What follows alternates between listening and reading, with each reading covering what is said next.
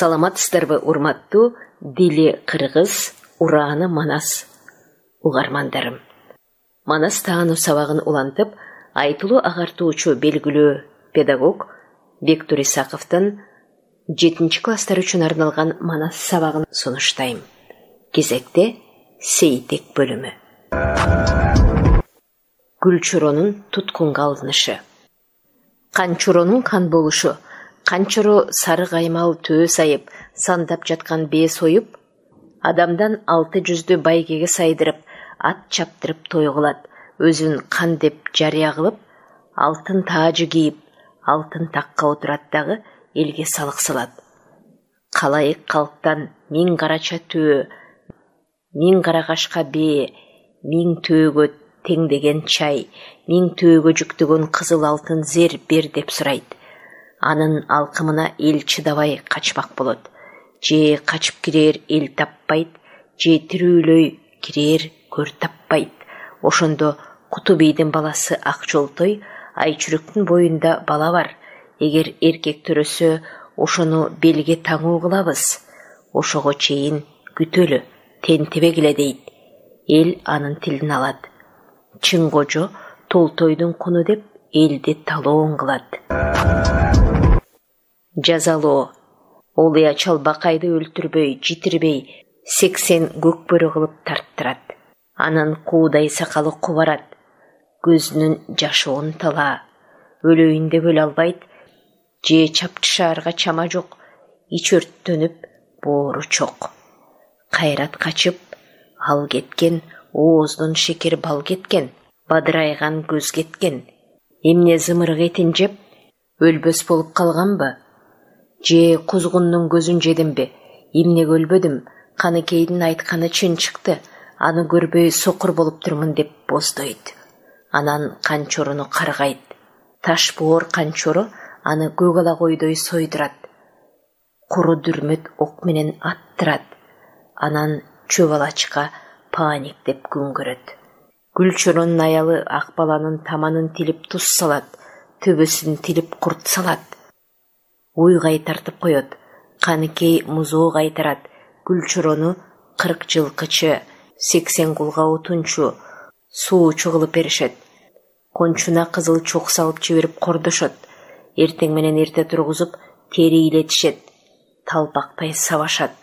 Карыган жылкы томогун жегизип, анан уктатпай бийлетишет. 9 аяк сууну катары менен кыйнап ичиришет. Кементайы дал-дал болуп айрылган, дабысынан караган агып турат. Анысы аз келгенсип, чорону көк бөрү да кылып тартышат.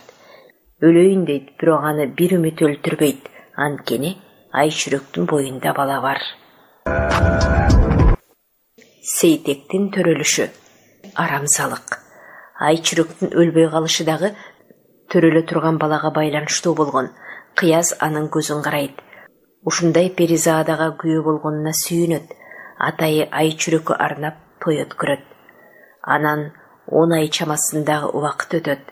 Айчүрөк толготот. Ошондо ичинде арамы бар Кыяз бир кишиге билгизбей, бир кишиге туйгузбай сыйкырчы жети кемпирди чакырат. Алар көзү тойбогон, журт бузганын койбогон, толготкон аялдын көзүн байлап салчы дуба көө экен. Кыяз аларга кыз төрөсү Айчүрөк аппак ороп алгыла, мага сүйүнчүлөй салгыла. Эгер эркек уул болсо, ал зилинде мага душман. Ошондуктан могу мизи ажыдаардын уусуна сугарылган устара менен киндигин кескиле. Бала ошондо тыным болот.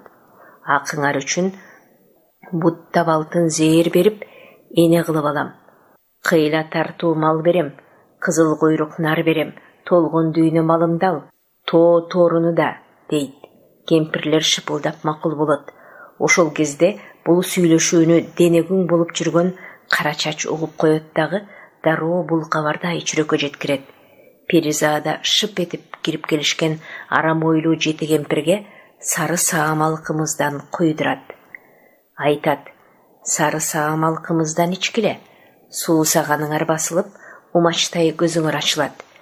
Силер азапка себеп болуп, чоң жакшылык кылсаңар, Ажалды суырып алсаңар, көзүңөр ачык. Көзүм жалдырап, сөөгүм шалдырап, чымындай жаным чыркырап турат. Жетөөң умачтай көздү ачкыла дейт. Кемпирлер уу кошулган кымызды тартып жиберишет дагы бүк түшөт. Колумтонун жээгине оро казып, аларды көөм салат. Анан сейтекти түрөйт. Сейтек. Баланын оң чекесинен күн, сол чекесинен ай көрүнөт. Маңдайга сайган желек, баатырдан калган белек. Туулгазына чунак деп ай чүрөк сүйүнөт.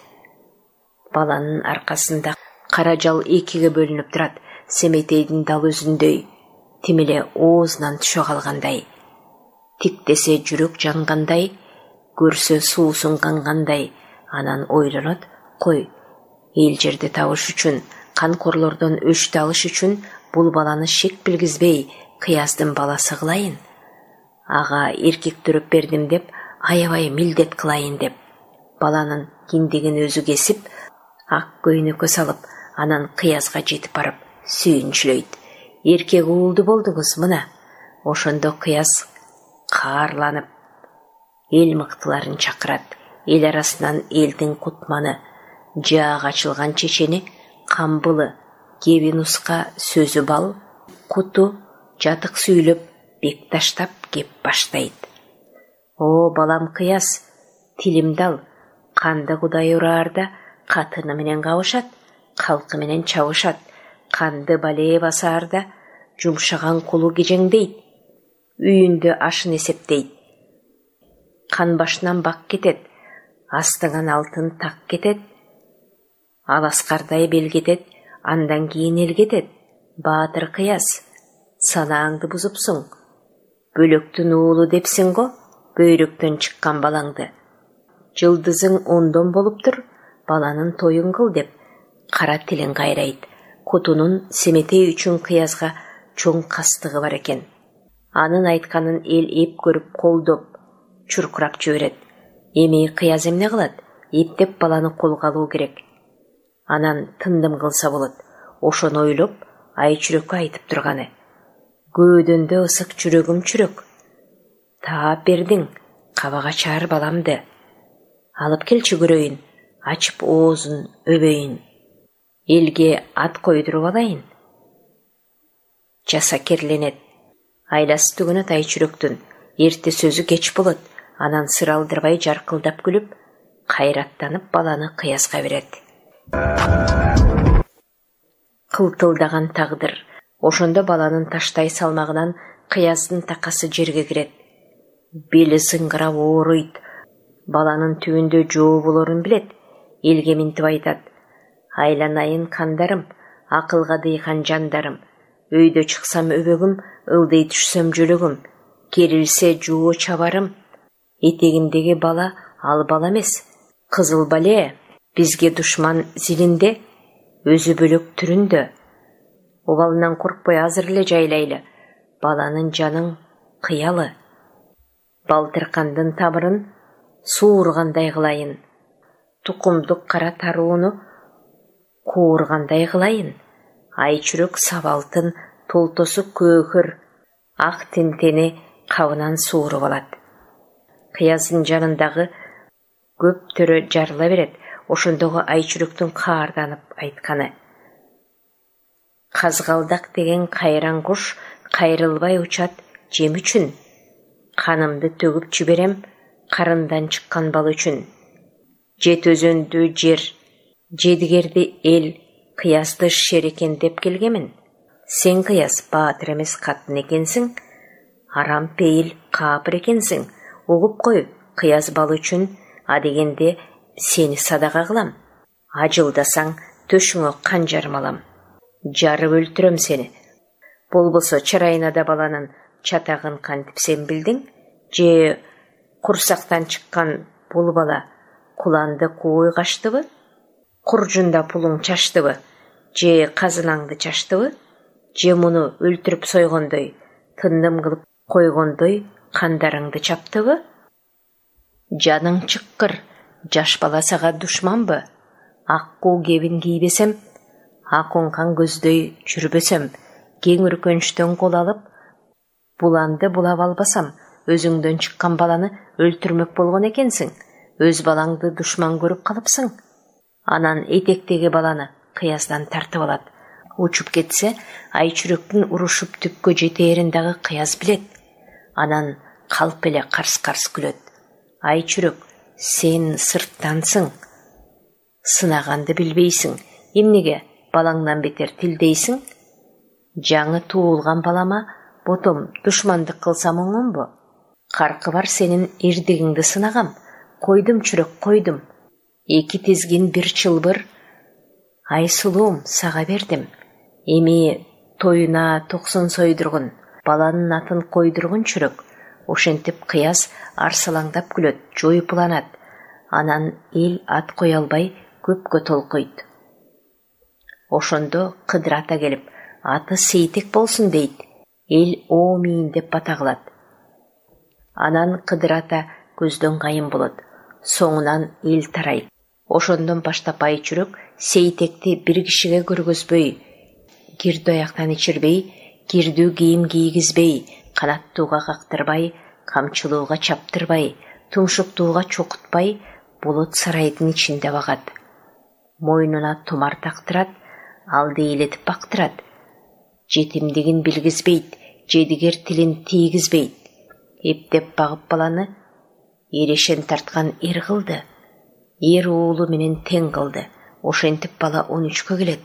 Шердик сыны дагы, эрдик сыны да көрүнөт. Сейтектин кара дөөгө жолугушу. Сейтек мылтык атып, жаа тартып, аңчылык кылып жүргөндө, кара кула ат минген, карагайдай найз алган, кыны жок кылыч байланган, ийини салык, өзү зор, жазы маңдай, жайык төш, кырча мурун, кызыл көз баатыр алдынан чыгат. Сейтек минтип ойлонот.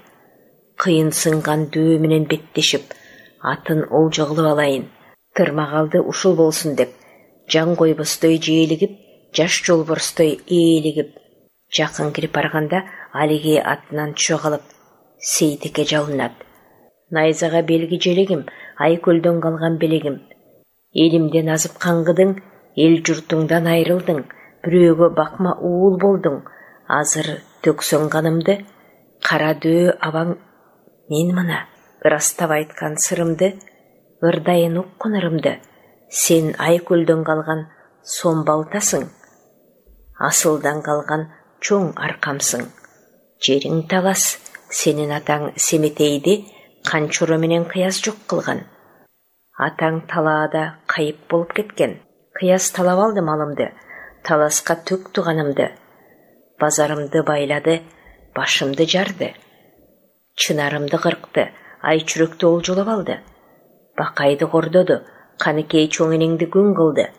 Канчоро Атакеңдин курдашы Гүлчорону терүү кармап алып, 2 далысын оюп, 40 жылкычыга отунчу кылып койду. Кең дүйнө тар болду, Сейтек балам. Эми сен кара чепкен ак калпак элиңди, жылгындуу кең кол чоң талас жериңди качан табасың? Мен ооруга себеп эң кылдат таап, Момунжанды табам. Ал чоң атаң Манас менен дос болгон.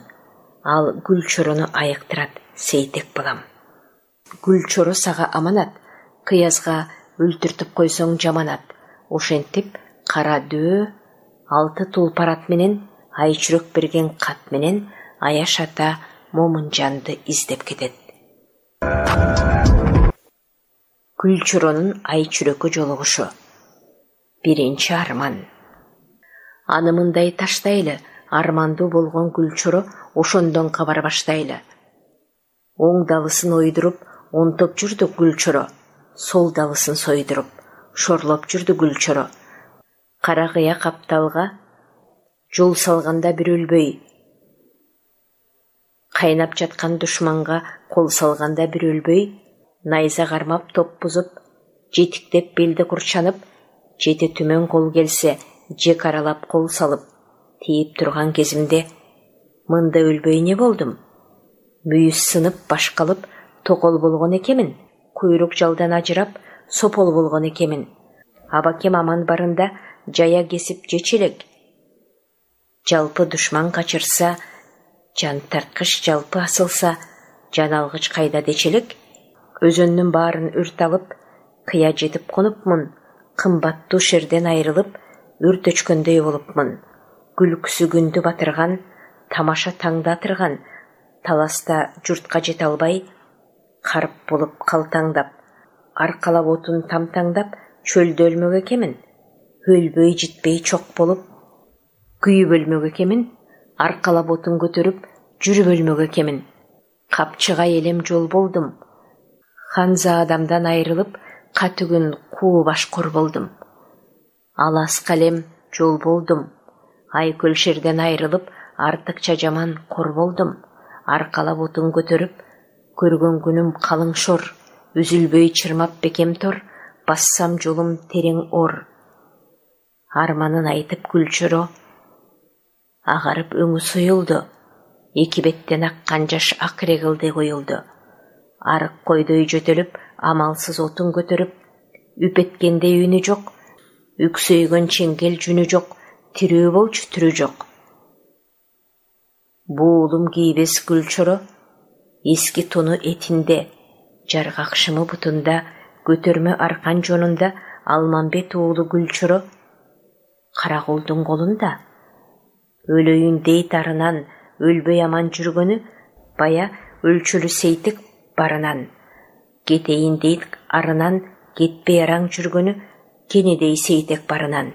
Семетей уулу сейтекти, эрешен тартып эр кылып, эр уулу менен тең кылып, белиме таңуу кылсам деп, кагыша кетип кыязга каламанды салсам деп, төрөпейил канчоро төбөсүнөн бассам деп, төбөңдөн тийген чочконун төрт түлүгүн чачсам деп ойлоп жүрөт ошону. Экинчи көргөн кордугу. Ошо кезде гүлчөрө эски тон сандап бөлүнгөн, эңкейгенде чоронун такым эти көрүнгөн. Күйгүм кирип күн батса, чылгый тери ийленет. Кеч киргенде шылдыңдап, кешиги жок абаңды калмакча бийлетет. Каарланса жер сабап, карагул чыгат шокшоктоп. Өзүң көргөн абаңды карсылдатып токмоктоп. Үп эткенде үнү жок, кешиги жок абаңдын түрү калчу түрү жок. Чоронун түрүн көргөндө калай кыйлайт, кал кыйлайт.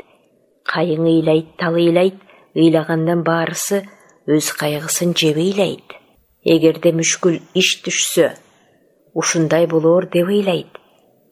Каарланса карагул, кара тажаал мына бул. Куйкалаган кутургур күлчөрөнү кердирет. Күндө жылкы токмогун аш ордуна бердирет. Бендеңден бөлөк иш кылат, 9 күнү кара суу, суусунуң деп жуткурат. Ошо сууну жутканда, куруп калган чоронун эти болот көк жашык, каны калат бир кашык.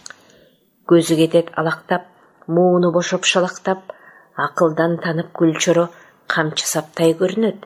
Имере тоодой гүлчөрө ийнели көңдү көрүнөт. Күрсүлдөгөн карагул, көрүүгө шайтан мына бул.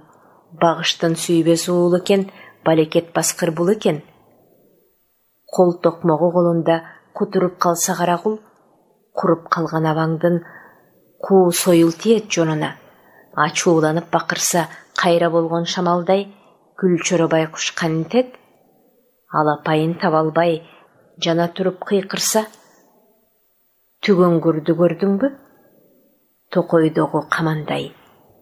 Толкуп өтсө кутургур, толкуп жаткан жылкычы алапайын таба албай, эки бети салаңдап, эки даңгыт тойгондой.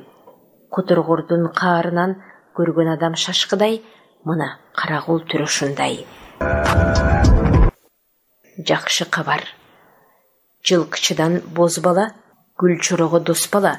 Боз баладан кеп угуп, айдай катын ай чүрөк, эркек тууду деп угуп. Капалуу жүрөк басылып, көңүлү жаркып ачылып, сактап сары талааны, сагынган экен гүлчөрө көрүүгө сейтек баланы. Бурулган тоодон булак деп, абаман калган туяк деп, Найзада желектеп, авамдан қалған белектеп, көріп қойса көңіл тоқ, көк жалдан қалған мұрапы, мына ошондон башка караанда жок. Күлчүрө кордук көргөнгө, кабылан төрөлгөнгө 12 жыл толуптур. Ай бөксүрүп күн өтүп, эренден калган жаш сейтек олжодо жүрүп чоңоюп, 12 мүчө шер чыгып, атасын тартып тең чыгып, байкуш асыл Күлчүрө боз баладан кеп укту. 12де сейтекти жетим жесир мискинге коргон чыкты деп укту. Баладан кабар кеп укту, баатыр чыкты деп укту. Байкуш абан Күлчүрө бир кишиге билинбей, баа беденин батайтып, бар самаман таласка, ай туякка атайтып, айыр өркөштү төө айтып, чыны менен чыркырап, чың кубанып буркурап, көк жал эрдин белеге сейтегимди көрсөм деп, андан кийин курган жан каза жетсе өлсөм деп. Акыл бийлеп, ой ойлоп, Каракулга барууга, мөөнөт сурап алууга, айдай катын жеңеңден эвин таап кабар алууга, айдай жеңең ай чүрөк чолпондой көзү жайнаган, эне ордуна карманган, эш туткан долу жеңемден түптүү чынар мөмөмдүн, дүйнөгө жарык келгенден эмчек сүтүн бербесе, элик сүтүн берген жеңемдин, кабыландан калган энемдич, быйыл жүзүн көрөйүн, эстесе боло бейтаалай жыртылып кеткен тонумду, бошотсо боло кыяздан байлалуу жүргөн колумду. Кол бошотуп сергитсем, каардуу душман алдында канатым жайып эргисем, чийер элем сызыкты, кылбайт белем кызыкты. Жеткилең далым жетилсе, жетимим келип кезиксе, көрбөйт белем чараны, агыштын уулу кыязга сактасам сары талааны, кайгыдан чору сабылып, күйүп жанып камынып, таң кашкайып сүргөндө, жерге жарык киргенде, жылкычы башы жыластап, мөөнөт сурап сабылып, канга ийилбес шер чоро салам айтып бүгүлүп, Каракулдун алдына турган экен жүгүнүп. Сураныч: салоода, салом алейкум, сандыргалуу канаба, кулуң айтат бир сөздү, кулагың салып көр аба. Эчки тонум этимде, жаргак шымым бутумда, кементай кетти бөлүнүп, эңкейсем этим көрүнүп, кан үйүнө барууга, кийим кийип аш ичип, жан кубанып калууга 7 күн низат бериңиз. 7 күндөн кечиксем, кыйноону кызык салыңыз, кылычтап башталыңыз. 2 көздө оюңуз, мен бир чымындай жанды кыйнайын. Кан зайыбы чүрөктөн мен бир кийим кечек сурайын. Каңырыгы бек түтөп, Каракулдан жууп күтүп, кейип чоро турган соң, каарданып Каракул, катуу душман мына бул. Каар салып бакырды, жылкычысын чакырды. Каракулдун каары котурган экен мына бул, кан үйүнө барам деп, мунун ит экенин карап тур. Жылкычылар балбандар, эсирип калган булгулдун камчылап боорун эзгиле, түбүнө түп-түз жеткиле. Бир эсебин тапкыла, эзелки жинин каккыла. Жылкычылар ошондо турбай чырды сал деме, Алмамбет уулу чорону сабап жатып кал деме. Жылкычынын кенжеси, жараткандын мендеси, отун жакчу боз бала, Күлчүрө менен дос бала. Айбалта колго алганы, арачалап албай куш, тепкидеги чоронун үстүнө түшө калганы. Арача эрлер арача, арачага көмбөсөң, акыры болор тамаша. Эренди эрең кордосо, берендин жолу болобу, арстанга катылып, акыры жигит оңобу, деп ошентип боз бала арачылап турду эле. Биз да тайлак басып жээр элек. Алаңгыча Күлчүрө кейип жашып сабылып, Каракулга жалынып, жылкычы башы Каракул, кан экенсиң дагы чын, кадыр дөөлөт бактыңда бар экениң дагы чын. Кайраттанып качырсаң, кайран башты кесээрсиң, кабылан башым кор болдум. Ак булут элем мокодум, эрлик керлик чак кетти, өлө турган тап жетти, сөөгүм калды шалдырап, көзүм калды жалдырап. Эстен талып күн өтүп, Өлгөнү турам минетип. Кыйын болсоң карагул, айткан тилди алыңыз. Кыстоо салбай бул башка, кыйнабай союп салыңыз. Баатырда элек, шерде элек. Билекте кубат барында, балекет кайда дээр элек. Биз да тайлак басып жээр элек. Талкан чалчу бөр элек. Кара болот сулпукур, көөлөгөн эрдин өзү элек. Тоодой алыптарды жөөлөгөн эрдин өзү элек. Кыргызга кызыл туу элек, душманга ыза чуу элек.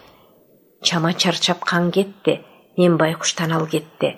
Жака салтын жеңижиз, үстүмдөн чопкут тоң кетти. Кыйкырса кыргын салуучу, күлчөрөдөн кол кетти. Чапчып салчу чама жок, мусафыр болдук билиңиз.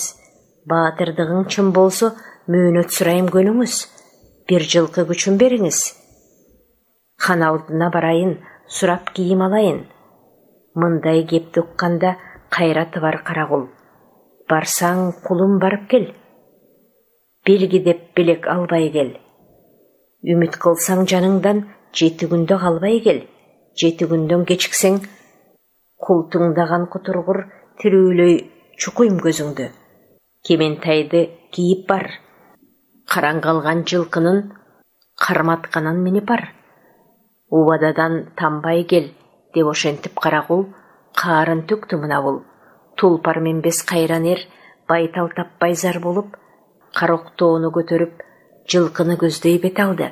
Жылкыга жакын калганда, түп көтөрө көп жылкы түгөлүрктү чуркурап. Арданды чоро өлөөгө, кайра кайтпас чын жайды, кайран башы көрөөгө. Балтырети зыркырап, таман эттин баарысы, ташка тийип быркырап. Ээр белдей кош кашат, эңкее барып турду эле. Калың жылкы ичинен кабыландын боспайтал күлчөрөнү көрдеме? Көргөн жерден жаны бар окуранып чорого, ыйыгына баш артып, ыктап турду бозбайтал. Айтайын десе тили жок. Алжышаана иш кылып, жыттап турду бозбайтал. Байтал минип турганда, октоо катып байталга, асыл чороң мин деме. Мына ошондо Гүлчөрө аябастан жол жүрүп, адыр-күдүр белдашып, адырма кашуу жердашып, Жет өзөндүн боюнда дарбазалуу коргонго, кан кыяздын ордого барып жетип калды эле. Аны кыяз көрүп калып, өлтүрмөкчү болот. Айбалта менен жыга чабат. Ошо кезде айчүрөк чыга калып, Гүлчөрөнү өлүмдөн алып калат. Туягы бүтүн тулпар жок, канаты бүтүн шумкар жок дейт айчүрөк. Анан чорону ак өргөгө киргизет. Гүлчөрөнүн кара жака кементайынан бит төгүлүп турат. Айчүрөк болгон ишти айтат. Ол жого келгенин, өлбөй жүргөнүн, тулпардан калган туякты багып чоңойтконун. Суза берсе түгөнгүс дарыя, чалкар көл элең. Өрттөсө чөбү түгөнгүс, дардайган өзөн төрөлең. Боз жерге тоодак токтотпос, боз ала тынар куш элең. Семетейге жолуккан бол жолсуз болот курч элең. Добул келсе жел тийбес, булыңча токой чебелең, дейт айчүрөк. Анан Гүлчөрөгө ок өтпөс тон көк темирден туулга кийгизет. Сейтектин Гүлчөрөгө жолугушу. Эми Гүлчөрөнүн Сейтекти көрсөм дегенде эки көзү төрт болот. Алып кел жеңе, Сейтекти көзүмдү ачып көрөйүн, оозумду ачып өбөйүн, боорума басайын, капанын баарын жоёюн, энеден кайра мен бүгүн төрөлгөндөй болоюн. Аны белиме таңуу кылайын, берендин кунун кубайын, дейт чоро. Айчүрөк Семетейди ээрчитип чыгат. Гүлчөрө баланы басып жыгылат. Сүйүнгөнүнөн ыйлайт. Сейтек Семетейге оп-окшош. Кулагына кулагы куюп койгон эмедей. Мурунуна мурунун кыйып койгон эмедей. Баш териге баш тери каптап койгон эмедей. Бой келбети тоодой, толкуну көлдүн шарындай, ай кулагы калкандай. Семетей тирилип келгенсейт, Гүлчөрө баштан өткөн окуяны эки чоронун Каныкейдин эмчегин эмп, биринен сүт, биринен кара кан чыкканынан тартып, акыры кан чоронун бузукулугунан баарынын кул күң болгонуна чейин айтат. Гүлчөронун кебин угуп, Сейтек да көзүнө жаш алат. Анан жедигерели, жет өзөн жер эмес экенин, душман менен кармашып, эл жерин табаарын, жетеге чыкканда эле энеси Айчүрөктөн атасы жөнүндө укканын кеп кылат. Анан Айчүрөк Кыязга барып, Сейтек сан түмөн жылкыны, сай тулпарды көтөрө турганын айтат. Кыяз саламат барып сак келсин, сагындырбай бат келсин деп макул болот. Бирок ичи өрт, ушул бала түбүмө жетет го деп ойлойт. Ошентип Сейтек Гүлчорону ээрчип жылкыга барат. Ошондо күрсүлдөгөн карагул Гүлчорону өлтүргүлө, бооруна казык каккыла деп укурук менен качырат. Муну көрүп Сейтектин жини келет дагы карагулду жаткыза чабат. Анан Гүлчорону ак чатырга киргизип, ак боз бээни соет. Баатыр чорону май менен жуудуруп казыга бөлөйт. Момунжан жердин жүзүн сыдырып, төгөрөктүн төрт бурчун төрт айлана кыдырып жүрүп, кара дөө аяшата Момунжанды Багдадтан табат. Ал Семетейдин кыйышпас дос экен. Семеңдин өлүмүнө катуу кейийт. Кара дөө Гүлчоро жөнүндө да айтат. Момунжан аны айыктыруу үчүн жолго чыгат. Пилге ок, дар арттырат. 60 балбандын ар бирине белине кетмендей токоштон байлашат. Конгон жеринде демдеме күрөч ширин аш. Кыязы кыйын бел ашып, кыйын дайра гүл кечип, кыйла күнү чөл басып, Момунжан ала тоого келет. Анан Гүлчорого кошмо кызыл дары менен кошо эбеп менен себепти беришет. Апы үпү деген дарыдан берет. Бирок алар Гүлчорого таасир этпейт. Чоро чымындай жандан түңүлөт. 90 кетмен. Ошондо дагы жаңы акыл ойлогон Момунжан көнөчөк баштуу коң даңгытты баса калып союп, анын кечирин Гүлчоронун далысына жамап, сыртынан 40 жолу кырма кызыл дары менен кайнатма кара дарыны шыбайт. Ошондо чоронун ооруган жери басылат, умачтай көз ачылат. Арадан эчең күн өткөндөн кийин Гүлчоронун сүйрүсүнө сүт толот, ийрисине эт толот. Күчүн сынап, чоюн баш менен жолу мүйдөй кара ташты тартып жиберсе, чокморунан чок чыгат, кара таштан ок чыгат. Анан 90 кетменди кабаттап коюп, белимек чейип, көзү чекчейип, бармагынан май чыгып, билегинен кан чыгып жаа тартат. Жебе 90-нан тең өтүп, жерге кирип кетет. Демек, чоро кайра калыбына келген экен. Энеден кайра туулгандай болот. Гүлчоронун урматына ай туяк чалынат, үзүлгөн уланат. Тоо торону суроо. Кызгалдактын гүлүндөй албырып кызарган, камчыдай беле ийилген, кара көзү нур төккөн Айчүрөк Кыязга уй баш жан аякка шарап коюп берет. Ал үчтү удаасы менен тартат. Анан каткырыгы таш жарып, Айчүрөккө ыраазы, чечекейи чеч болот.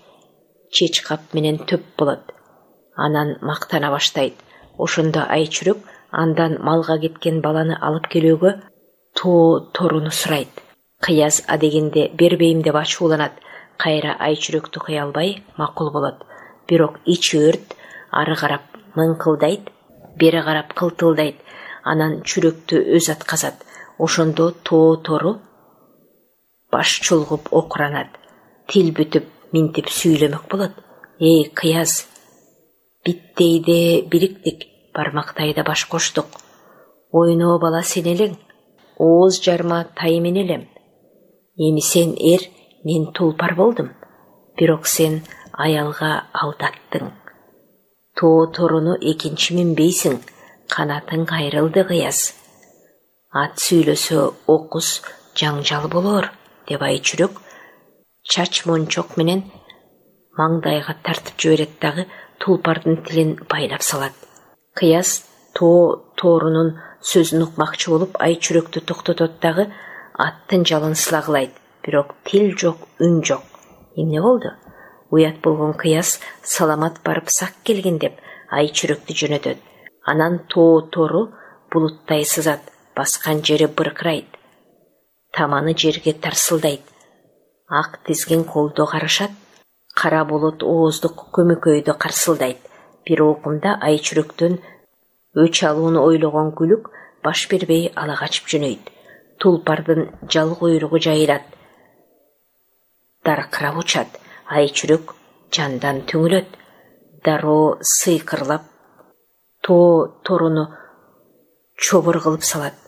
Анан Аяшата Момунжанды, кара дөөнү, Сейтекти жана Күлчөрөнү издеп табат. Кыяздын өлүмү. Ошол кезде Кыяз түш көрүп, түшүндө мүшкүл иш көрөт. Аты чобур болуп калыптыр. Ак шумкары колго конбой айды көздөй сызат. Калканы талкаланып, ок өтпөгөн күрпөнү Сейтек кийиптир. Калың жедигерди жыйнап түшүн айтат дагы, басканынан жан чыгып, дүбүртүнөн чаң чыгып, каарданып жек аттанат. Мингени кыл күрөң. Карагырдашканда айчүрөктүн кызыл жууркан кучмач ээри көрүнөт. Арамой жылт этет. Болду болбоду айчүрөк күйөөгө чыгып, тою болуп жатат. Жини келип, буура төөдөй күркүрөйт. Атына камчы басат. Жолун Күлчөрө тосот. Кыяздын сунган найзасын айбалта менен бөлө чабат. Ошол маалда Чоронун жытын сезген кыл күрөң, ал олжого келген мал экен. Бура тартып чокул бурулат. Жалдан кармап калууга үлгүрбөгөн Кыяз жорудай далп этип аттан кулайт. Анан ач карышкырдай шоңкоюп отуруп калат. Күлчөрө дагы атайы аттан түшүп, Кыяз менен жөө кармашат. Кылыч менен айбалта менен чабышат. Ок өтпөс чопкуттар быркырайт. Анан бак электен алышып, балбанчасынан алышат. Көк букадай сүзүшөт. Ач буудандай чайнашат. Акыры Кыяз алдан таят. Ошондо жардам бер деп Сейтекти чакырат.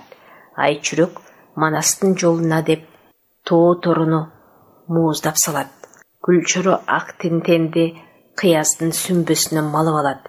Анан калың жедигерди жыйнап, кара дөөнү каншайлайт. Сейтектин таласка келиши. Адырда көкөк күүлөнөт, токойдо булбул сүйлөнөт. Сейтек таласка көчөт. Көк ала майдан, айчыгы алтын кызыл туу асмандата ашталат. Көчтө ыр, көчтө кыз куумай, көчтө ит агытып, куш салуу, ат арытып, жер чалуу. Сейтектин жүрөгү дегидеп, ичи кайнайт, денеси балкып, көзү жайнайт. Бою дүркүрөйт. Жет атасы көз жумган жер мунарактайт. Тай буурул.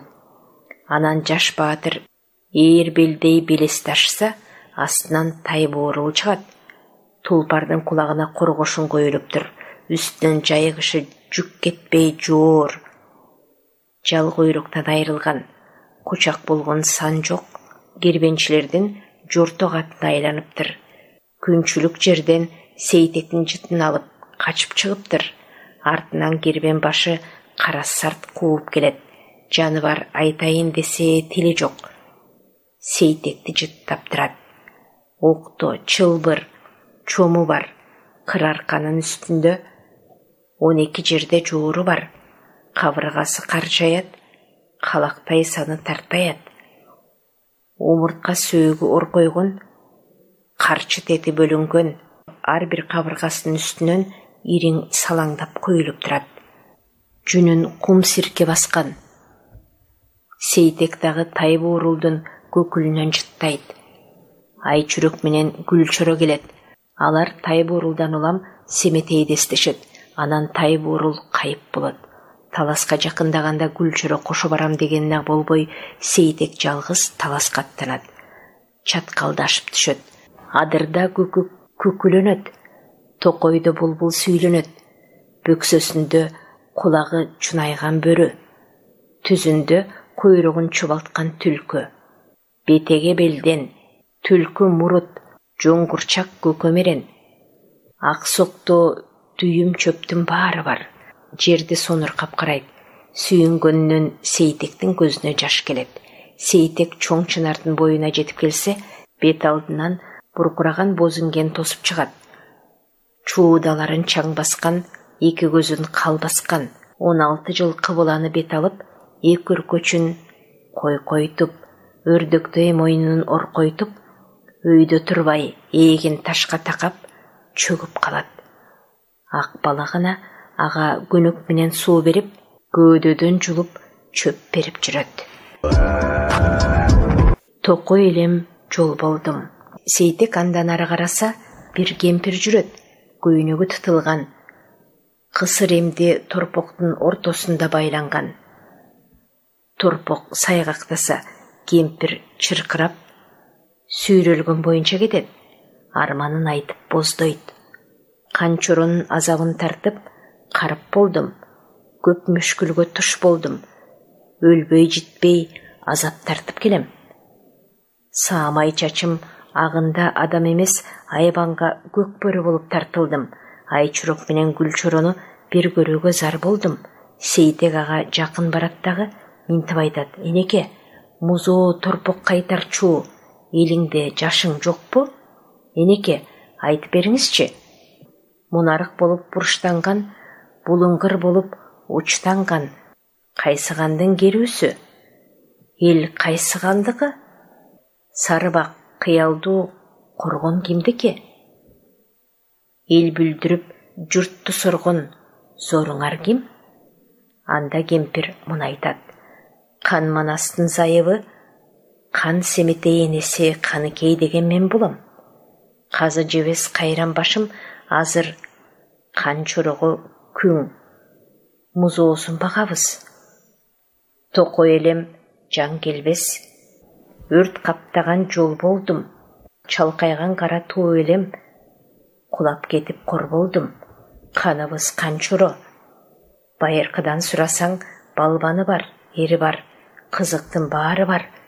Семетей хандын ордосу, эмдигисин сурасаң, кайраты бузук, заары күч.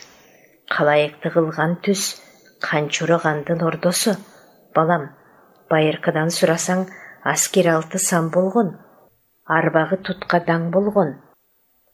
Эл башкарып, журт күткөн Семетей хандын тагы ошол. Эмдигисин сурасаң, акты бузуп жол кылган. Ая аламды коргулган канчуро деген каны ошол. Минип турган тагы ошол. Бак Семетейдики. Аксарай Каныкейдин ордосу. Эми кайран балдар көзү жок, күбүлүп кеткен тишибиз. Мекчейди белибиз, муңдуу болду сөзүбүз.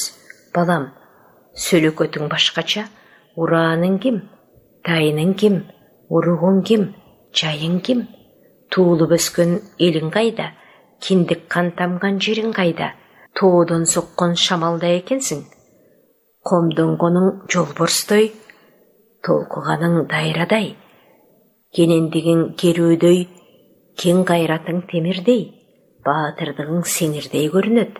Бизге окшогон байкушту кордуктан ажыратып алыңыз, балам. Анда Сейтектин айтканы. Күн жут жериненмин, ит агытып куш салып келип калдык. Каныкейдин сураганы. Канчоронун каарынан олыя өлдү, чалы өлдү, ойлосо кечен жаны өлдү. Найза сайчы ыктууну туу түбүнө туручуну кырды. Мен ай чүрөктөгү медердин баарынан өлбөй тирүү жүрөм. Балам, жет өзөндөн өтсөң, ай чүрөк менен Күлчөрөдөн кабар уктуңбу? Кеткенине 13 жыл болду. Боюнда кеткен баласы 12ге толмок. Сейтектин жообу. Айенеке сүйүнчү. Ай чүрөк эркек төрөп, аты Сейтек коюлган. Балаңыздын дайыны ушундай. Аңгыча коштолу кошмузо сайгактап мөңкүп жөнөйт. Кемпир кошо сүйрөлөт. Жини келген Сейтек торпоктун башын алып салат. Ошондо каарды кемпирден көр. Көп күлөң бала, менин боорумду канчорого эздирмей болдуң деп. Каныкей Сейтекти этектен алып, eerden оодара тартып астына басат. Шашкан Сейтек, Семетейдин баласымын, алыстан сени издеп келдим. Айчүрөк Күлчөрө аман дейт. Унукканда Каныкейдин сөөгү бошоп, буркурап ыйлап жиберет. Анан ак балта сүйүнчүлөйт, ал дагы сүйүнөт. Анан да көйнөгү тытылган, денесине кара кан катып калган, кээ бир жеринен сызылып кан агып турат. Сейтек Канчорого аттанмак болот. Каныкей менен ак бала чылбырдан кармап, ал жака бардырбай коет. Ошол кезде Айчүрөк менен Гүлчөрө баштаган көч таласка келип калат. Бир кездеги зордук менен ажыратылгандар кошулат. Кайгы басылып, капа ачылат. Үзүлгөн уланып, жоголгон табылат. Эл кубанат. Канчоронун зордугун айтышат. Ал элдин жипсиз колун байлайт. Капканча белден чабат. Ал бузук эр өлтүрүп, бээ алат. Кыянын тосуп, өч алат. Каяша кылгандарды кырып өч алат. Канчоро дегенде эсине кирген бала дагы ыйлайт. Аны жоготмоюн иш оңолбойт. Уламалуу карылар, кепке чечендер, акылмандар ушинтишет. Гүлчөронун сынагы. Акыл козгоп, көп ойлоп, ар санааны бек ойлоп. Мына ошондо Гүлчөрө кылычын кыя байлады. Жай жарагын жайлады. Тип-тик чыккан муруту букарлыктын шабындай, оозунан чыккан илеби көөрүктөн чыккан жалындай. Ары балбан ары шер, адамдан чыкпайт мындай ер. Чын акылман эң билгич, ою терең өзү көл. Кайрадан тууган болууга түндүк алтын эшик жез, Канчоро кандын ордого Гүлчөрө барган ошо кез. Тизе жерден бүгүлүп, кароолчусу сакчысы, ордо эшигин бакчуусу. Күлабаңды көргөндө кыргын тийген эмедей кыйрап качты баарысы. Кан капкасы ордону карабай баарын таштады. Адам Гүлүстөнүн Гүлчөрө бир тынымга буйдалбай, Канчоро кандын ордого карп күрүп кирип бар деме. Босук аттап тур деме. Канчоро канды караса, жумулган көз ачылбайт, сунулган буту тартылбайт. Өтүк чечип бут сунуп, өзгөчө султан болуптур. Көлпөңдөгөн кутургур көк кенедей толуптур. Учу түбүн чалбаптыр, укурук кайрар калбаптыр.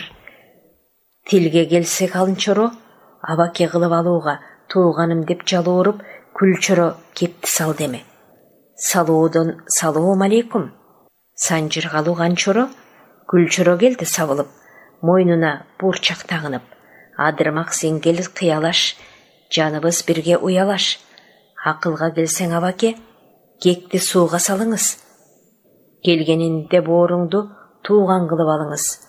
Айрылган баш жабылар, кол кайрыса таңылар. Тууган кайдан табылар? Биттей кезде бириктик, балалык кезде баш кошуп, кенедей күндө кезишип, бир дайрадан чалкыдык, бир уядан талпындык, бир төшөккө жатыштык, бир чоңоюп, бир көсүп, бирге чүкө атыштык. Тайгулундай тебиштик, талашып эмчек эмиштик, бирге жүрүп туролдук, бир тууган болуп чоңойдук. Шорду энем Каныкей жүрөгү майлуу болсун деп, жая кесип жал берди. Каймакка мыкчып бал берди. Оңдоп солдоп эмчегин экөөбүзгө эмизди. Кай душманга шордабам, качан бөлөк дегизди. Жетим калып жетилдик, эл катары кошулдук, эришин тартып эр болдук. Эр уул менен тең болдук. Кымбат абан барында, дөөлөттүн аман чагында найза алып бирге бооладык. Аябаке бери тур, жоону бирге жооладык. Аты уйкаш чоро болгону кең таласты жер кылдык. Кабылан абамай көлгө канат койрук биз болуп, ааламга дайын иш кылдык. Куш тилдүү чыгып ичинен арбагы оор абамы кара жер менен тең кылдың. Бузукка туулган жан болдуң, буудан шер көзүн жоготуп, буу кыргызга кан болдуң. Койгон аба, жообуң бер. Дөөлөт келди кашыңа. Айтканым ушул билип ал. Агайың кайдан табылат? Канчоро аба, тилимди ал. Асмандагы жылдыздай эриктеше кетели. Агарган таңдын бузундай бириктеше кетели. Алтай минсе арыгыз буудан болуп калалы. Мурунку кекти талкалап, түбү жок сууга салалы.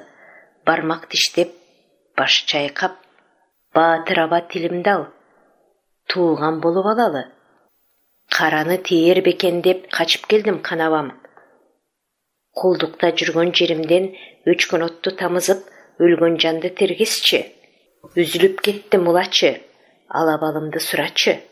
Суукка тоңдум тонуң бер.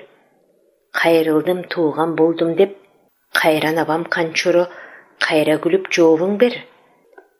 Абамдан калган кыраандын аты сейтек коюлган. Караң кылдым күнүмдү, таштап келдим кыязга абамдан калган инимди. Кемитип кыяз ит кылды 7 күндүк күнүмдү. Бир сайратып калайын, канабам сенин жаныңда, таңдайда кызыл тилимди. Күтүп алсаң канабам, күлчөрө шорду иниңди. Темир аркан чоңгыжы, торунан качып кутулдум. Калса жанды кайсаган, каарлуу кыяз, канечээр колунан качып кутулдум. Канаттуу учуп кутулбас, 40 аркан бойлуу чоң зындан, орунан качып кутулдум. Кайра тартпас чоң жайды көрөөрдө качып кутулдум.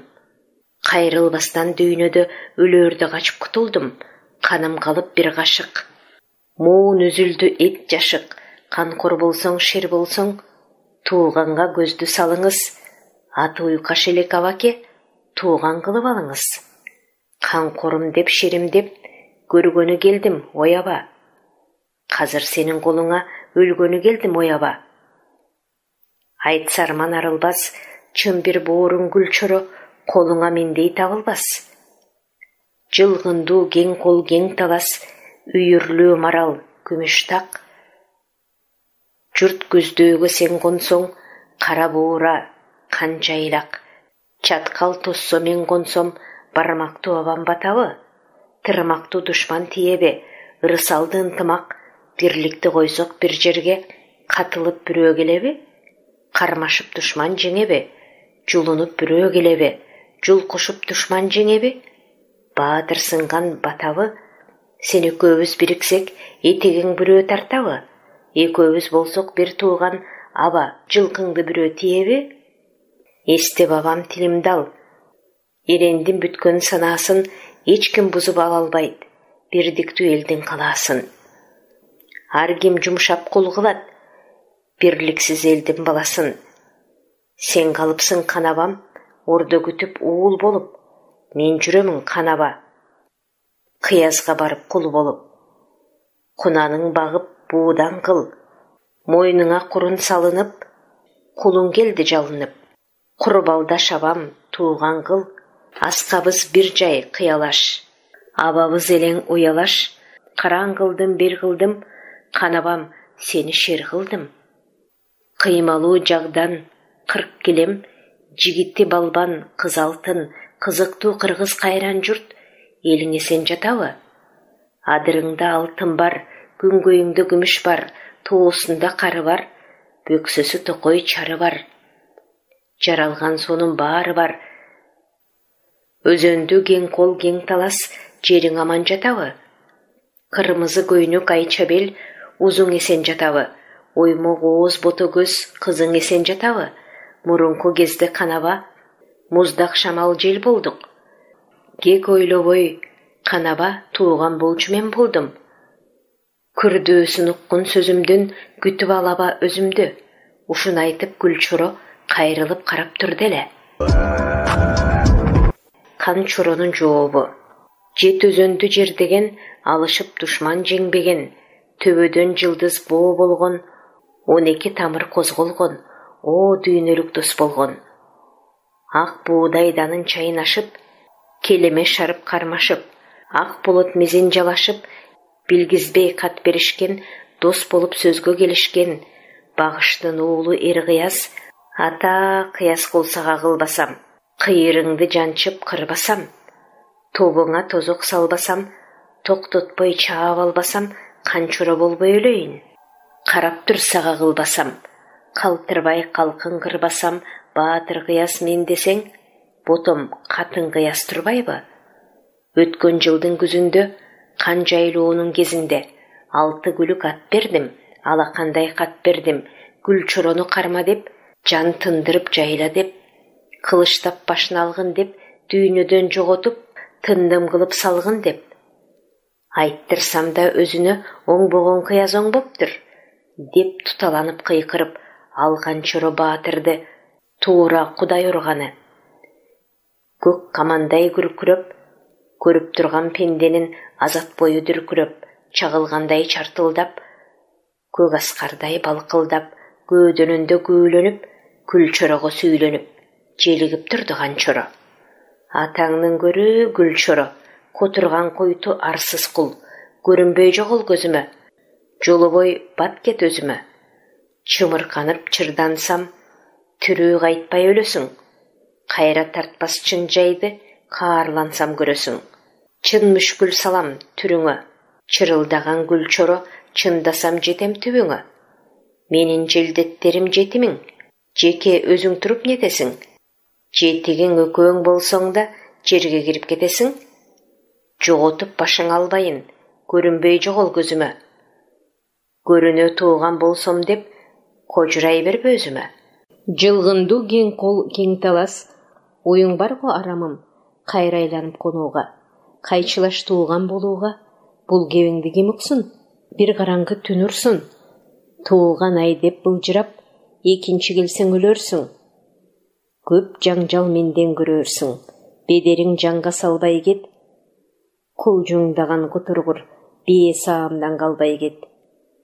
Айылга мындай дебей кет, каныкей бакай өкөнү назар кылып көрбөй кет. Сакчыга кабар салбай кет, жамгырчы кызы ак бала, сен каапыр кул, ага барбай кет. Кесир кул, сенин кегиң бар, каарланып качырсам, калайман салчу жерим бар. Кол ордого келерби, өчөшкөн душман бетбакты, кандын көзү көрөрбү? Жаагы катуу күүлөнүп, Канчоро турду сүйлөнүп. Гүл Чоронун айтканы. Алманбет уулу Гүл Чоро акырын сүйлөп бек таштайт, албан түрлүү кеп баштайт. Алтайда минээр кыр көрөң, бууданым деп келгемин. Айган Чоро өзүңдү тууганым деп келгемин. Уяла шелек жан бирге, айтканымды кылбасам, туу түбүнө турбасам. Ак жылкынын чаң урсун, ак буудайдын дан урсун. Уккан Чоро сөзүмдү, Алтай минсе арбас, темир туяк жезбилек, чөлгө жыраар тулпармын. Боздоп тоодак куткарбас, бозала тынар шумкармын.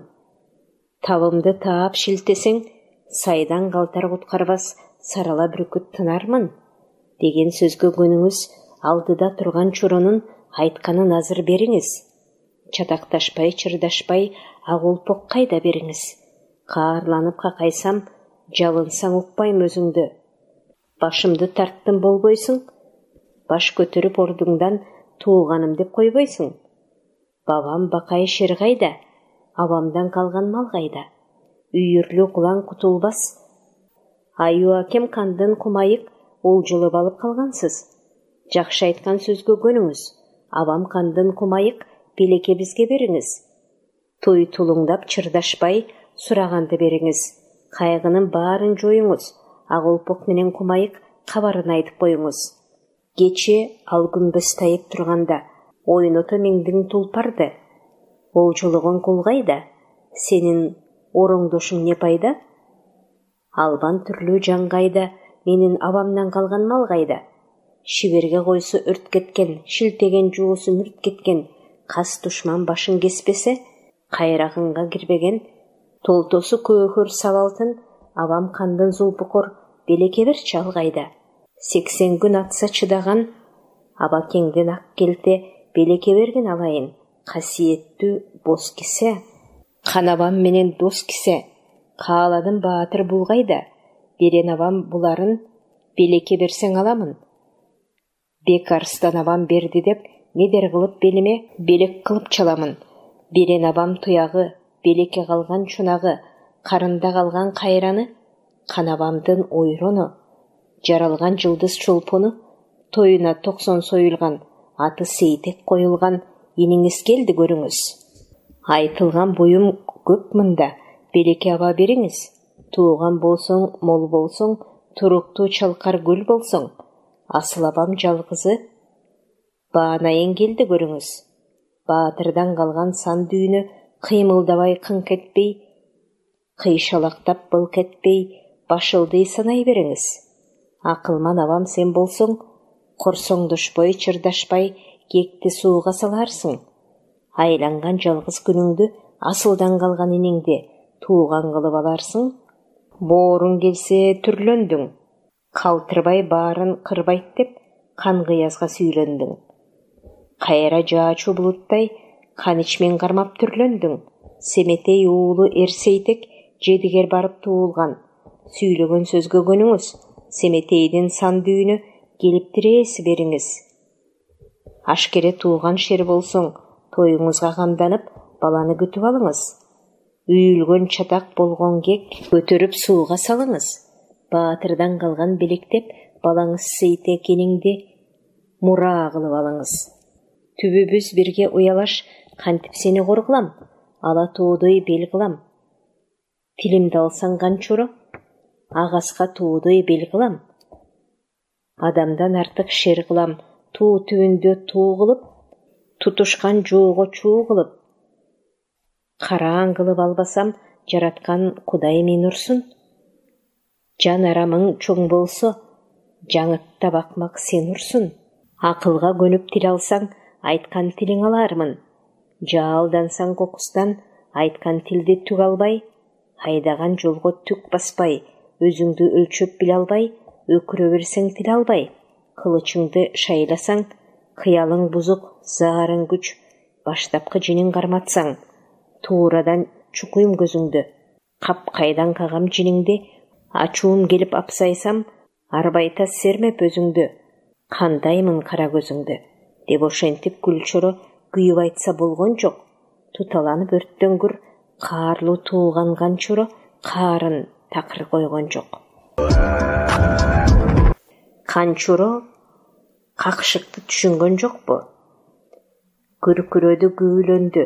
Күлчөрөгө Канчоро каарланып, тиш чайнап, өкүрөгү таш жарып, кыйкырыгы баш жарып, ачкамандай күүлөнүп, гүрүлдөдү күркүрөп. Күлчөрөгө сүйлөнүп: атаңдын көрүү Күлчөрө, жыла салба белиме. Өлүбай кеткин кутургур, жылкы баккан жериңе. Какшык салба жаныма, өрөпкөгөн сен чочко, өлбөй кет кыяз каныңа. Жолубо менин жаныма, кулжуңдап жиним кармаса, котура тартып нетесиң, кулжуңдаган кутургур Кудайыңа кетесиң.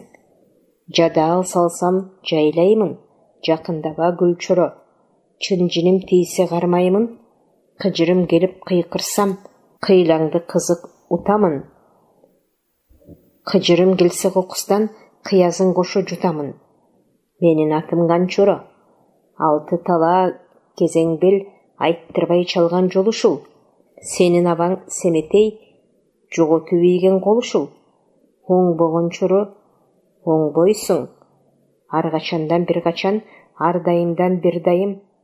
Кайратыңды койбойсуң, булкунасың, желесиң, кийчү тонуң кийбесең, кидирбей жолго кирбесең, ажалдан мурун өлөсүң. Маани чаркың жогунда, бакылдайсың, нетесиң. Акыр-такыр заманың баарын сүйлөп кетесиң. Лөкүлдөй берсең куурагыр, дүйнөдөн азыр кечесиң. Кара сөз тиер жолуңа, кылыч тиер мойнуңа, кан шорголоор койнуңа. Агыштын уулу кыяздын эселигин билгемин. Эсин жыйса кутургур, келер го деп жүргөмүн. Айтканым туура чын чыкты, акыркысы чыр чыкты. Деп бакырып Канчоро тумандап көзү байланды. Күлчөрөнү көргөндө 60 сана миң мүшкүл төбөсүнө айланды. Чородон чоочуп бой бойлоп, сыралдырбай күүлөндү. Мунарамдын түбүндө кыркаркан бойлуу орун бар. Кезиксең тындын болорсуң, көрсөң ушул сонундар. Так капканын оозунда 6000 мыкты колум бар. Айт десе далдал кылуучу, баш баксаң өлүм кылуучу. Темирден соккон торум бар. Каарым келип какайсам, керигим бар пилим бар. Көп жаңжал салбай тилимди ал. Чатактын жайы кан чыгат, кагыштын жайы жан чыгат. Хаалап тууган тилимди ал. Жолборстон баккан үчүм бар. Керт башыңдын өзүндө 90 тайбас күчүм бар. Тууганга айтар сырым бар. Байлаша кетсең күл чурам, сага көрсөтөр чырым бар. Мен канчоро кандырмын, баланын кара көзүмүн. Кабыланды кайсачу палекеттин өзүмүн. Үтүрөйүп үксөйсөм, чатактап жаңжал салабы? Чартылдап каарым төгүлсө, чарпышкан адам калабы? Эмчекти шелек башынан не кылайын байкушум? Орто жолдон кайтып бар, канчоро каары мындай деп, кабыланың айтып бар. Тагыма көзүң салбай кет, безилдеген гүлчоро бие саамдан калбай кет.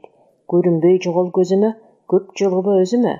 Канчоронун кандыгын каалап тиктеп билип кет. Былчылдабай бат кеткин.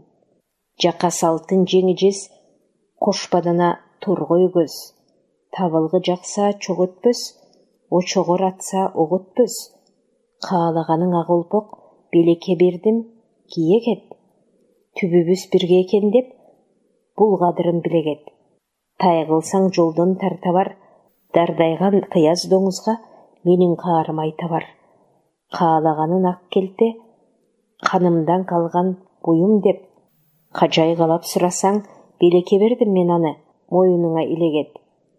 Канчоронун кандыгын мындан кийин билегет деп, ошентип канчоро каарланып, калдаңдап, көп мактанып, дардаңдап, көмүлгүр айтып турганы. Чачкейдин чамынышы. Эрке катын Чачкей чорого каарды кылганы. Чачкей чыкты булкунуп, каарын төгүп силкинип. Эрке катын күйрөнүп, канчоро менен күлчоро экөөнө катар сүйрөнүп. Арам аргын какша алдын, алсыздыгын карачы. Атадан жетим бар болгон, тентигендин баласы. Теги бузук түп арам, бул арамды карачы. Белсенип белим буушкан, сен канкоруң менен туушкан. Качан мана суулу элең? Кутургурдун кебин көр, шумдук жаңжал кепти айтып, кыжырлуу кептен кыласың, кыжырга тийип турасың. Дегениңе көнбөймүн, ак келтени бербеймин, жылгындуу кең кол кең талас, жер экен деп отурам. Жерге кирген канчоро, мен сени эр экен деп отурам. Эселек сендей айбанды эр деп айткан оңобу? Эрээн сендей болобу? Ургаачынын уз элем, букардын каны шаа темир эрке кыз элем. Жакасы болот жең алтын, жакшы боюм ак олпок, кул сөзүнө көнбөймүн.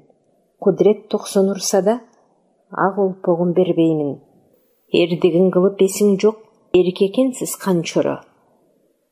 Атактуу жаңжал бузуктун айтканына не көндөң? Ак олпок менен ак келте. Кутурганга не бердиң? Мал аяган каралуу, жуу аяган жаралуу. Алыш тартып баштабай, адам сендей болобу? Адам деп айткан оңобу? Тыйпыл союп какша алды, тындым кылып таштабай. Каапырыңдын кеги бар, каралды кылган жери бар. Жан досуң кыяз ал эрди, тындырып келген чени бар. Кайраты бар, корчу бар, каргаша турган сырты бар. Көрсөң чоро шумдукту, көк келедей толуптур. Кулжуңдаган куу колду, жибербе тирүү бу шумду. Кабыргасын сөктүргүн, калтырбайганын төктүргүн. Бу гүл чоро барында, бу талас сизге жер болбойт, бу кыргыз сизге эл болбойт. Тигилүү чынар бак болбойт, бул ордо сизге так болбойт. Жаагын жанып Чачкей ордодон турду күйрөнүп, канчорого сүйрөнүп. Балбандарга бакырды, кароочусун чакырды. Каныша буйрук бергече, балбан каптап келгече. Шай колдогон күлчоро кабыландай камынды, кайыптан акыл табылды. Жакшы айткан сөздү билбесең, шум экениң дагы чын. Белестүү талас чоң чаткал, белекеним дагы чың. Қабылса жанды қайсачу шерекенім дағычын. Өрішім бұзып май қылдым, қалағаның ерғияс башын кесіп жай қылдым. Туысын жығып чуу салдым, туыра қияс қандалдым. Қанын сойып қалтырбай, бегіне бейпай салғамын. Бек тұрып өчім алғамын. Туған деп келсем өзіңі, дұшманша мойның бұрасың. Жаныңа келсем ажылдап, батырым қағып тұрасың. Есіріпсің чачкей, еріңі көң бір болғын. Ачуланып гүлчөрі артық жini қармады. Тақта жатқан долыны қара чаштан ал деме. Қолым тоды таштулғаға қатынды чалақтай чаап сал деме. Ай чүрек өч алды. Андай-мындай дегенше, ашып көзді жұмғанша, ақынның қызай чүрек ажал жетсе өлігі, қаралды туыдой гүлчүрі, қаралды болып берігі, тағдыр жетсе өлігі, ойрон қатынай чүрек, олыңдой болған қайран чач төбегі қынап түйіптір. Ейлік мелі бейта алай, еркек киім кейіптір. Қаралды болып берігі, ермечілі ай чүрек, ең алдыда бөлінген. Алардың арт жағынан қарған енен ғанекей емчек сүтін ақ қылып, бұл ордығы керегі, қанды төккен қанчыры құрманға, қармап жалуға, қачанқы кегін алуға, тағдыр жетсе көрегі, баласы қыран чұрығы, қараған болып берегі, қанекейінен бүлініп, жадай ұшып түсүйініп, қанчыры қандың ұрдығы ай чүректің артынан ада келіп қалыптыр. Күрсілдіген құтырғыр қоқыстан қордық салпасын. Чачым қуыда аяғында, сапарым тұтам чағында, ажал жетпей өлейін, қағылайын балама, қараған болып берейін, деп ошентіп қанекей қайрат сөйлеп тұрғанда. Перизада ай чүрек олжы болған дұшманға, күйітті болған бейта алай, қапаны қалың таштады. Қарлы хандың алдында ай чүрек сөзді баштады.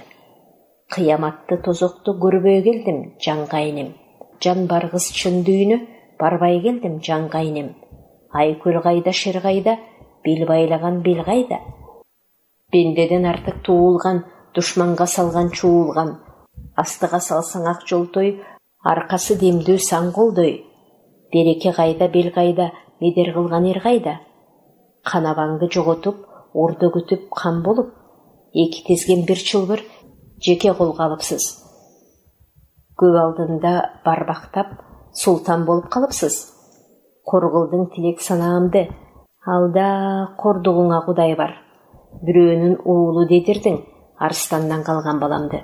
Мүшкілгі башты таштадың, бышпастан бұрын бышырдың. Күйгенден бұрын күйгіздің, күйіп өлген сен чора. Қапқамдың оғызын қан қылдың, таласты тепсеп чаң қылдың. Алату ейліп жер қылдың, қырғызды қыстап кем қылдың. Жаманға тынжаш балдар, еңкейген қарған, өсчү жаш, барын неге қорғылдың. Жырғал күнім аз болды, қарлы қияс қас болды. Ай қараңғы түн болды, 14 жылы күн болдым, отын алып мал бағып, омолып кетіп оңылдық, жетім қалып чоңойдық. Өреп көгін құтырғыр, өз қылғаның өзіңі, обалың қара төбеңі. Деп ошентіп ай чүрек қарланды қайнады, өрттеніп көзі жайнады. Нестедей болған аппақ тиш бөлі-бөлі чайнады. Қанчұрығы қарданып, қыран құштай ұмтылды. Баяғала жүрген ақ тенте, қармай қалып сауынан, суырып шығып қабынан. Андай-мындай дегече ашып көзді жұмғанша, туған біз деп бор ашып, гүлчірі ырғып тұрғыча. Арачалап қалғыча, ырғып чұрқап зақымдап, қанчұрығанға жақындап, жүректің толты башы деп, ақ тентені сал делі. Теп суырып ал делі. Ақ тенте сойбой тұрабы, қан барсыған қанчұры алтын тақтан құлады, жер құчақтап сұлады. Семетейдің елге қошылышы. Қанекейінен бар болса, емчегем поқтасам, енекем шорду жытынан күні түні жыттасам. Көз құлағым açылад, орыған жерім басылад, жанымдан азғырчу қачып чачылад. Қарады 3-4 ай сал буырынға барып, ат арытып, жер чалып, ит ағытып, қош салып, құлан қуып, аң улы өчкен. Семетейді көрөт. Көрсө перинин кызы Көкмончок сыйкырлап алып кеткен экен. Семетейдин кулагы укпас, кер, тили жок дудук. Адам менен иши жок. Аң уулагандан башканы билбейт. Кара дөө аба келип кыйкырат. Бирок Семетей укпайт. Кенебей зыңгырайт. Кирпи күйрүп, каш какпайт. Анан кечкире Капчыгайдын кара үңкүрүнө кирип, көздөн кайын болот. Кара дөө элге Айчүрөккө кабарлайт. Анан Семетейди издеп чыгышат. Кара дөө баягы жерге келсе, Семетей аң үңкүрдү бет алып кетип баратат. Аскар тоодой, 9 дайранын бириккениндеги шарындай. Ачып көздү жумганча, айта-буйта дегиче 9 мончокту басып өтөт. Анан тозоттогу чорунун жанынан бастырат. Гүлчөрө Тайбуурулду чылбырдан алып аба келип жалынат. Семетей зың-зың этип кенебейт. Тирүү десе өлүктөй, өлүк десе тирөөдөй. Ошондо Гүлчөрө кыйкырып сүйлөйт. Семетей тилге келип калганы. Үнүңдү боолголодум. Сен Гүлчөрөсүң. Кече жаак алдынан жаак чыгып, тил алдынан тил чыгып, канчоро душмандык кылганда кара булут жабылды. Жер силкинип, асмандан 6 сай мөндүр шыбыргак жаап, түн түштү. Ошондо ургачыдан уз, кыйын сулуу кыз көрдүм. Оймок ооз, бото көз, кырмызы көйнөк кымча бел. Ал жаасын окуп жайлады. Адегенде канымды бузду. Алым кетип, анан көзүмдү көргүс кулагымды керең кылды. Тайбуурулду кайып кылып колума тийгизди. Шумкарды да, эми кишени жок, тору жок байланууда турамын. Көкмончок деген зайыбым бар. Өлүү болуп көрдө жокмун, тирүү болуп элде жокмун. Эй балдар, эл кайда, жер кайда? Бака эсенби? Энем Каныкей барбы? Эгер энемдин эмчегин ээн буктасам, жытынан күнү түнү жыттасам, көз кулагым ачылат, ооруган жерим басылат, жанымдан азгырчуу качып кутулат. Эгер энем жок болсо, менден күдөрүңдү үз. Ошондо кара дөө айылга чабат. Бакай менен Каныкейди алып жетип келет. Анан ач болотту жазданып, Каныкейдин эмчегин эмет. Булактап сүт чыгат. Баатыр кылкылдата соруп, кумардан чыгат. Ошо болотта Семетейдин көзү көрүп, кулагы ачылат. Курбу курдаш, жан жоро, ак буудайдын унундай жуурулушуп калышты. Ак бокондун кылындай суурулушуп калышты. Ободогу жылдыздай жошулушуп калышты. Кемигени толуп, бөксөргөнү ашып, үзүлгөнү уланып, чачылганы жыйналып, жылгындуу кең кол, кең талас эл жыргалга батат. Сарыбайдын согушу. Сарыбай Желмогоздун уулу. Ал жердин түгөнгөн учунда желпиниште туулган. Сарыбай кабылганын кайсаган, кез болгонду кемерген. Ойноктогон желмаян аты бар. Көз ачылган ородой, саадактары кетмендей, манастын тукумун өрт өчкөндөй кылсам деген ою бар. Анын сыйкырчыдан Айкөлдүн уулу Семетей бар экен деп угуп, аны баш кылып тегиз союп салуу үчүн аттанат. Жолдон кара дөө менен салкынлашат. 7-8 күн алыша албайт. Акыры Сарыбай жолум үйдөй чоюн баш менен кыл күрөңдүн белин үзө чабат. Анан кара дөөнүн башын кесип, канынан кочуштап чутат.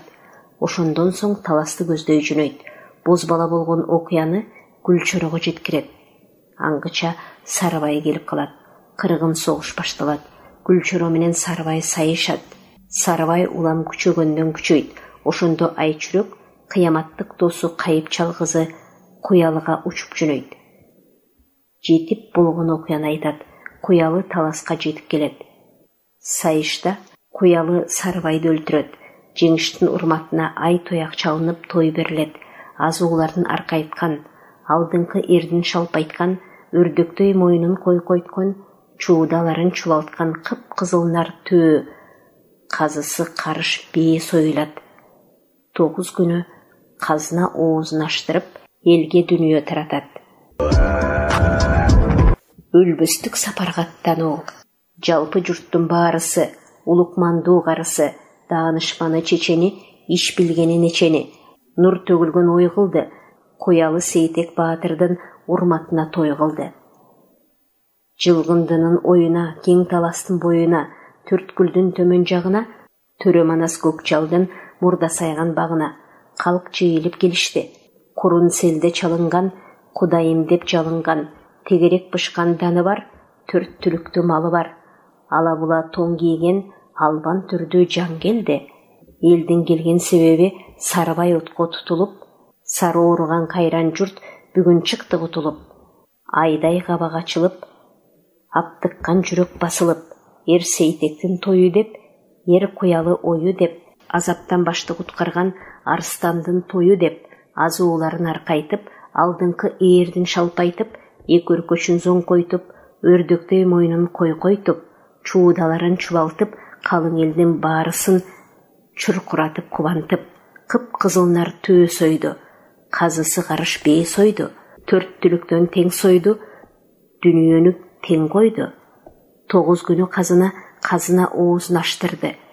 Жетим жарды, тулгатын, мал билбеген бакырга сарып кылып чаштырды. Жоомарттыгы көрүндү начар менен мискинге, арык менен гарыпка, кылча көрбөй дүйнөнү камчыга ченеп бөлдүрдү. Ошолорго бердиртип, эл көңүлүн жай кылды. Ак бата, ай жылдыздын болжошу, ай көлшердин жолдошу. Көрсөң бакай карыя, кыбыланы бет алып, Алла деп колду көтөрүп, көлөкөлөп эл жаткан, какырга чыккан чынарым, каралды болуп отурган кагылайын чырагым. Куялы Сейтек кулунум, куркулдаган кузгунду күп келтирип ордуна айдап келген тойгунум. Кызарыстан эр Сейтек, эки түгөй чынарым, арманды журтту азаптан ажыратып алганым. Маңдайдагы бараным, медер кылган карааным. Карыштасам нукумум, каралды болуп отурган кагылайын тукумум. Алтын болсун көмүрүң, алыс болсун өмүрүң. Мингениң алтын так болсун, маңдайыңа бак консун. Душман жолу тар болсун, койгулашсаң душманга, атаң Манас арбагы силерге жолдош жар болсун. Ынтымак ырыс касиет, балдарым, сени даарысын. О миин журт, о миин, о миин журт, о миин. Алышкан душман басылсын, кабагың гүлдөп ачылсын. Сапар жүрсөң алыска, кармаш кылсаң каргышка, жол баабедин жолдосун. Шыдыр кылып жолуңду, жол баабедин. Шаятам, балам сени колдосун. Душмандардын жолуна тоо кара таш үйүлсүн. Аттарың чыгып ааламга, балдарым арстаның билинсин. Басып суук боор келбесин. Бастырып адам жеңбесин. Карагылды какчарган калыс болгон калкыңа. Куялы Сейтек кулундар, жаман болсо көөнүңөр, жаман чыгар өөнүңөр. Журтка мөмө болуңар, айткан сөздү угуңар. Үзүлгөндү улап бил, чачылган журтту жыйнап жүр. Темир короо таалайың, балдарым, журт силердин маанайың. Жергелеш конушка, балдарым, журттун көөнүн оорутпа. Абаң бакай карыя адеп бата бериптир. Куялы элине кетти. Касташкан душман жай болду, муну мындай таштайлы. Кайып чалдың Куялы ошондон кабар баштайлы. Кыз Куялы шер балбан, акырын сүйлөп бек таштайт, өтүнүп элге кеп баштайт. Эл сагынган пейлим бар, менин дагы элим бар. Элим алтын тапчылы, элимди пери чапчылы. Кайран журтум не болду? Чалкып жатпай жер болбос. Эл сагынбас эр болбос, элдүү киши кем болбос. Кайран журтка кетейин. О, жыйылган көпчүлүк, кымбаттуу сумай чүрөк, мага уруксат этиңиз, деп өтүнүп Куялы коштошуп кол кармашып, жердин жүзүн уратып, желпиниш көздөй учуратып, кайып чалдан Куялы балбаңгыз жолго түш деме. Кайып болуу, сапарыбыз карыбыз, кезип жүрөр кез келди. Дешип бакайганыкей, күлчөрө менен семетей. Айдай катын ай чүрөк бешөө болуп болушуп, кетмек болду сапарга. Тигип койгон айылы жок, сапарынан дайыны жок. Бүгүн көргөн эртең жок, ушундай экен дүйнө шок. Сапардын жайын укканда эл чогулуп доо болду. Ушу бакай менен каныкей толкуп жаткан белеле. Семетей менен күлчөрө добул келсе жел тийбес, Доочу келсе мал бербес, тажал келсе жан бербес, бузулбас каптуу белеле, калың кара чебеле деп калайык турганда Бешберендин ичинен Семетей Баатыр кеп баштайт. Улуу кечүү кары жаш, курбу курдаш талапташ, ар түйүндү чечип кой, жаман жакшы өткөн иш кайран журтум кечип кой, ала тоону жер кылган, азаматтын эр кылган, ак калпактуу калың журт, кыйрың менен эсен бол. Биз кеткен менен сапарга арка болоор сейтек бар. Далай журттун уулу бар, бейпай болбо ар бир жан. Үзүлүп кетсе улачуу, чачылып кетсе жыйначуу, бирең кутман өзү бар. Кыжылдаган жоо болсо жолотуп жоону киргизбей, кайып болгон биздердин жогубузду билгизбей, канаттууга кактырбай, камчылууга чаптырбай, журтка бала тарттырбай, өрүшкө душман жолотпой, өкүмдү ичке киргизбей, баш көз болоор сейтек бар. Бел байлаган белиң бар, бекип жаткан чагың бар. Бейлеп кулак салыңар, угуп турган кебимди, улуу кечүү баарыңар. Ушул кылган силерге сейтек болсун чоң мура. Биздер кеттик сапарга, өлбөс журтум кошкула. Берен мындай деген соң, эл арасы дуу болду, асман жарган чуу болду. Бабаңардын сапары ааламга жетип атагы, байыркы манас сөзү деп өчпөс болуп калыптыр. Сиздер белгилүү агартуучу, чыган педагог Бектур Исаковдун 7 класстар үчүн арналган манас сабагын уктуңуздар. Окуган Кипариса Сурахманова.